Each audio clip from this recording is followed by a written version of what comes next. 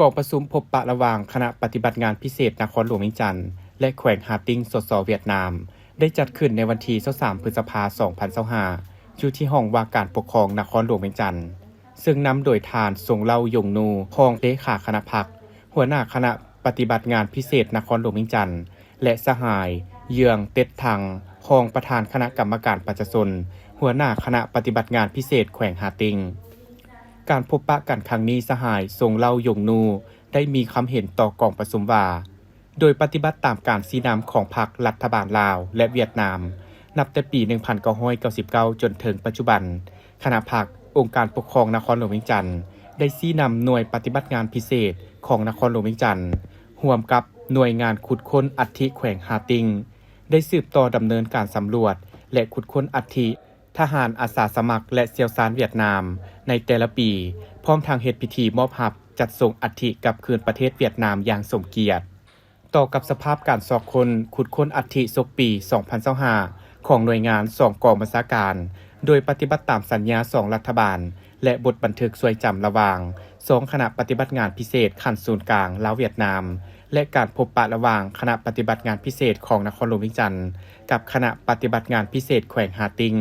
ในการสำรวจสอบคนและขุดค้นอัฐิทหารอาสาสมัครและเซียวซานเวียดนามที่เสียสละชีวิตอยู่ในปางสงครามอยู่ลาวเว้ารวมเว้าเฉพาะอยู่นครหลวงเวียงจันทร์ทั้งสองฝ่ายได้ตกลงเริ่มขุดค้นแต่ปี 2000 จนถึงปี 2025สามารถขุดค้นได้ทั้งหมด 131 หางอัฐิสำหรับในปี 2025แม้นสามารถขุดค้นได้1อัฐิอยู่เมืองไซธานีสำหรับแผนการสืบต่อขุดค้นอัฐิฤดูแล้งศกปี 2025-2026 แม้นจะสืบต่อลงเก็บกำข้อมูลของแต่ละบ้านเติมอีกส่วนข้อมูลเก่าและข้อมูลใหม่ที่บ่ทันได้ขุดค้น